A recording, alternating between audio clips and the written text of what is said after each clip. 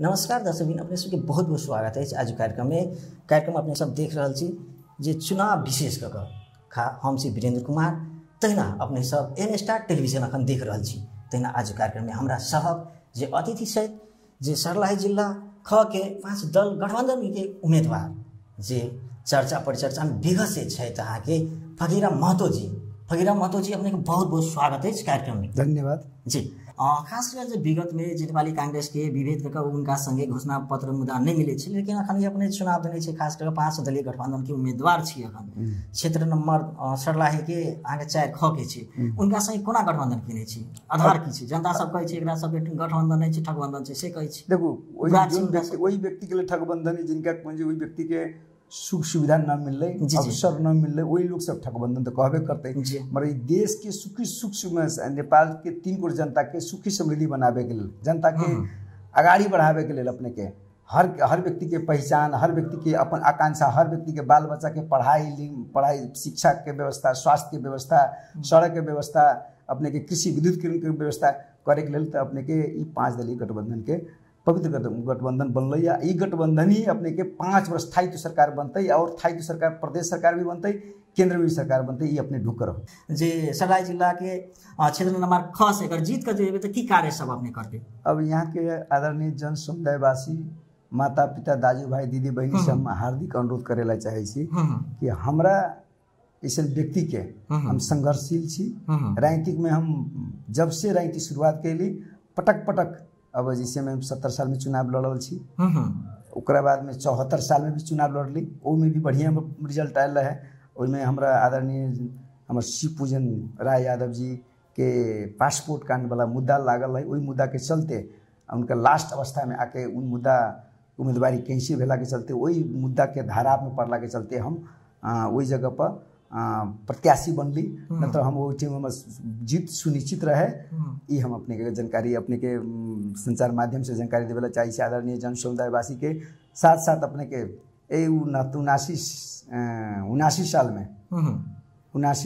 साल में अपने के स्थानीय निकाय के चुनाव रही, ओमे हम चुनाव में भाग लेवे के पक्ष में न रही। मगर वहाँ के आदरणीय जन समुदायवासी, माता पिता, दाजू भाई, दीदी बहनी से हमारा प्रेशर देके ना स्थानीय निकाय में चुनाव लड़ब। अपने के विकास प्रेमी छी, वही हिसाब से अपने चुनाव लड़बै तो स्थानीय जनता से डायरेक्ट संबंध रहते अपने के, वही हिसाब से अपने चुनाव लड़ल जाए। अपने शिक्षा के मामला में भी बढ़िया अंग्रेजी माध्यम आधुनिक हिसाब से अपने के शिक्षा माध्यम में पढ़ाई अपने के सुचारू करेला चाहे छी, सड़क भी बनावेला चाहे छी, स्वास्थ्य के भी 50 सैया के हॉस्पिटल भी बनावेला अपने के चाहना है।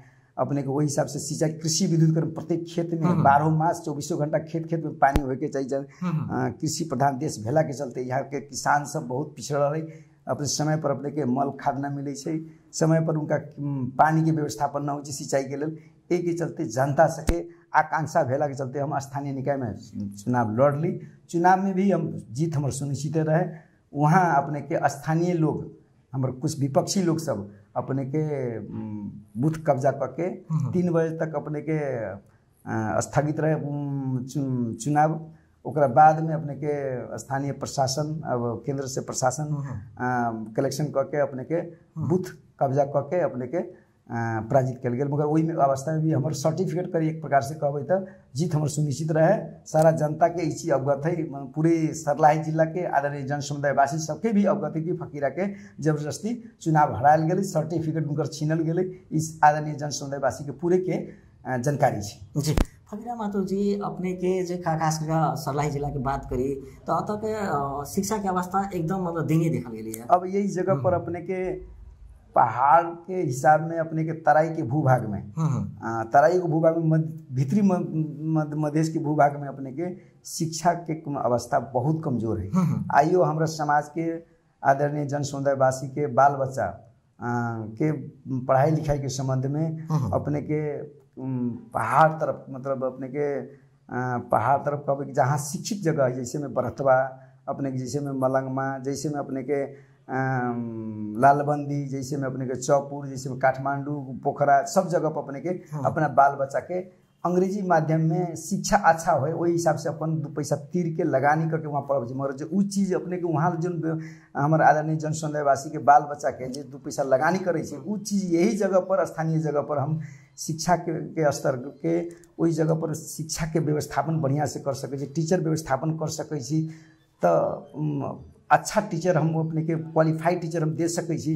ओहि जगह पर अपने के अंग्रेजी माध्यम में शिक्षा संचालन कैला के बाद में यहाँ के भी जी पिछड़ा वर्ग लोग सब है, अशिक्षित लोग छै, उ सबके भी शिक्षा अच्छा से कौन जी हिसाब से प्रवेश करियन, उच्चाना है। मेन चीज हम शिक्षा एगो राजनीतिक कर्मी भेला के चलते राजनीतिक संघर्षशील छी, आज तक भी राजनीतिक करते छी।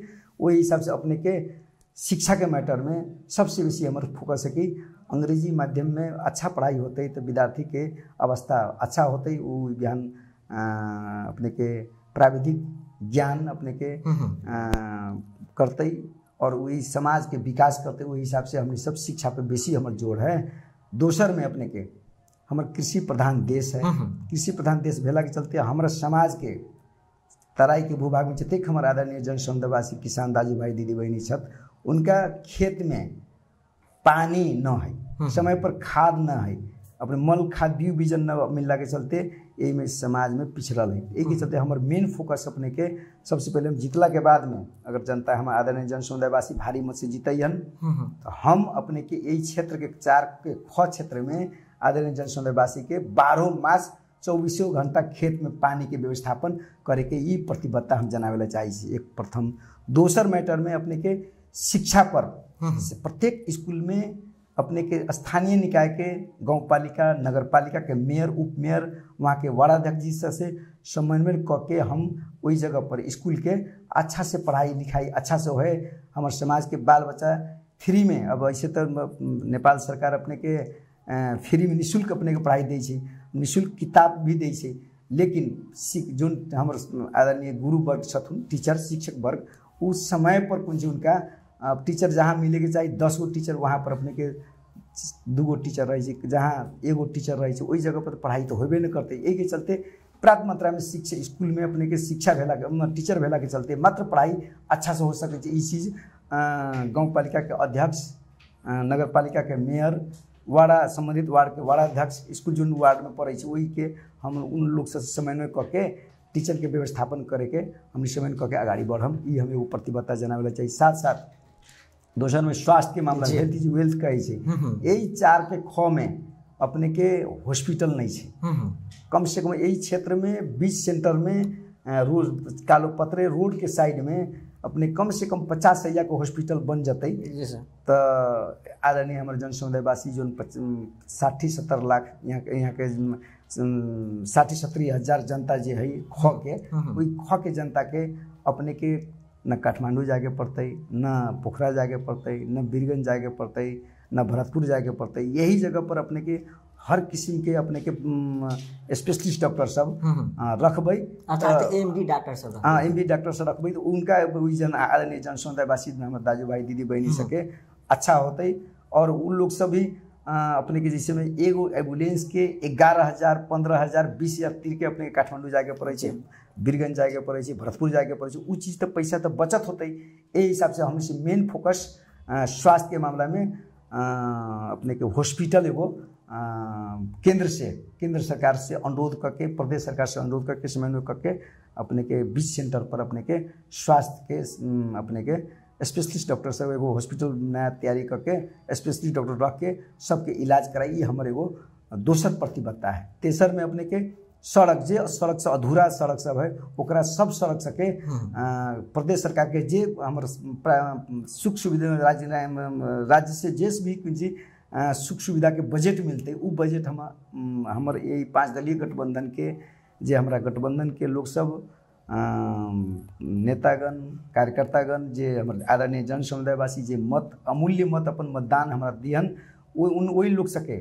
जहाँ 4 दल है तो 4 दल के अपने के कमिटी बना के सहमति बना के हमर जे राज्य सत्ता से जे सुख सुविधा मिलते वही लोग सके जनता के मास में के रख के छलफल करा के वो बजट पैसा हम हस्तांतरण करे के भी हम प्रतिबद्धता जनावेला चाहिए अपने के संचार माध्यम से। दोसर में भी अपने के 5 वर्ष के लिए तो हमरा तो मत अमूल्य मत अपन दिलन, मगर केंद्र सरकार में गठबंधन भटक भी जते, मगर हम 5 वर्ष के जो जनता से आदरणीय जन समुदायवासी से मत ले रहा छी वो 5 वर्ष तक आदरणीय जन समुदायवासी के हम मान सम्मान प्रतिष्ठा साथ साथ उन लोग के सेवा करबै और समय समय पर वही लोग आदरणीय जनसमुदायवासी के टेलीफोन जो अपने के टेलीफोन करै छथि कॉल करै छथि।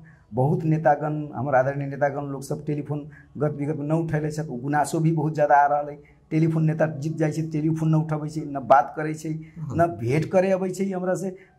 वोट तो ले लै छै, जीत चल जाइ छै, मगर जनता के देखो मुँह देखाबे न अबै छै। यही हिसाब से हम आदरणीय जनसमुदायवासी के ई कहला चाहै छी कि हम जीतला के बाद में 4 के ख के जे भी गुनासो सब आयल है गुनासो के संकलन क के वही गुनासो के हिसाब से वो चीर फाड़ क के अपने के वही आदरणीय जनसमुदायवासी के समय समय पर प्रत्येक के गांव-गांव में आदरणीय जनसमुदाय की सूचना क के सबके बुला के सबसे गुनासो सुन के अपन वही गुनासो को लेके हम केंद्र में प्रदेश में अपना जहाँ संसद हमारे जो प्रदेश सभा है वही में अपना एजेंडा रखबै और जे सुख सुविधा मिलते हुई जनता लोग सके वही हिसाब से हम लोग के मान सम्मान प्रतिष्ठा करबै। वही लोग से कतला कि उ लोग सब हमार मालिक है, हम उनकर सेवक छी। ई हिसाब बुझ के हम एगो भी अपने के माध्यम से प्रतिबद्धता जनावे चाहे छी। साथ साथ अपने के अब रह गेल अपने के सड़क तक के अपने कहिए दिली सड़क जो अधूरा सड़क सब है तक कालो पत्र करे के जहाँ माटी के सड़क है ओकरा ग्रेवल करे के, जहाँ ग्रेवल हो गए तेरा कालो पत्र करे के। ये भी हम प्रतिबद्धता अपने के देवेला चाहिए। जे हमारे सुख सुविधा होते राज्य सत्ता से जे भी पैसा आते वो तो 26 वार्ड में 26 वार्ड में अपने के वहाँ के दलगत के हिसाब से आदरणीय अन्य दल के भी जो मत हमारा दिहन वही आदरणीय जनसमुदायवासी मतदाता लोग सके भी उनका समेट के हम वो चीज़ अपने के वहाँ जे उनका आकांक्षा होते विकास के, जे अधूरा विकास के होते, जे अधूरा होते तक प्राथमिकता देवे के, निरंतरता देवे के, जे नया विकास होते वही हिसाब से उन लोग के पैसा हस्तांतरण कर वही पैसा हमर न है। वो पैसा आदरणीय जनसमुदायवासी के हमरा जे भाता मिलते हमरा जे राज्य सत्ता जे भाता सुख सुविधा मिलते वो हम मान ली कि तो उ तो भाता तो हमरा मिलते, मगर जे बजट मिलते उ जनता के बजट वो हमारे बजट नहीं है। ये भी अपने के जानकारी दे करना चाहिए। हाँ जी, फकीरा महतो जी जे अपना सब स्वास्थ्य पर चर्चा परिचर्चा के लिए, लेकिन मुद्दा सर्लाही जिला के जे क्षेत्र नंबर 4 ख में जे सुतकेरी महिला जे गर्भवती महिला सब जे सुतकरी करवाबे के लिए जे खास करके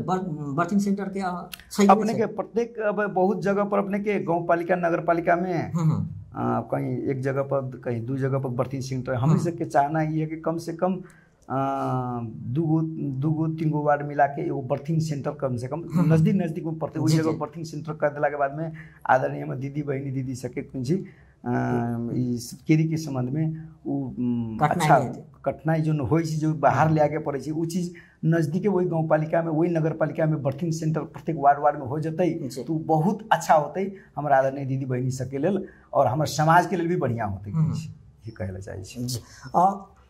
तेना अखन के युवा सब खास कर देखल गेलैया जे लागू पदार्थ दिशा बेसी लागल जाइ छै, इनका सबके समस्या कोन हिसाब से समाधान भ सकै? अब अभी के तराई के भूभाग में पहले तो पहाड़ में अपने के बहुत लागू औषध अपन सेवन करते रहे हमारे युवा साथी दाजू भाई सब, मगर वो चीज के देखा देखी से अपने के हमारा तराई के भूभाग में भी कुछ हमारा गांव घर में भी अपने के लागू औषध सेवन शुरू कर रहे। वही लोग सके हम अनुरोध करेला चाहिए वो मतलब कि अपने के कम से कम गाँव में एगो टीम बना के एगो युवा क्लब के हिसाब से नया युवा क्लब के तैयारी करके कमिटी बना के वही लोग सके एगो प्रशिक्षण दे के सब अपने लागू औषध कहला से जान के खतरा हो ऐसे अपने के शरीर हानिकारक होते वही हिसाब से अपने के लोग प्रशिक्षण दे के वही लागू औषध से वंचित करावे के हम वो कमिटी बना के प्रत्येक वार्ड में वैसन एगो संदेश देवे चाहबे जी। दोसर दिशा उनका संदेश दिला के बाद में उनका सबके खेलकूद दिशा से अपने ला जाके प्रयास कर ल जे विषय अपने कहा चाहते खेलकूद के संबंध में अपने के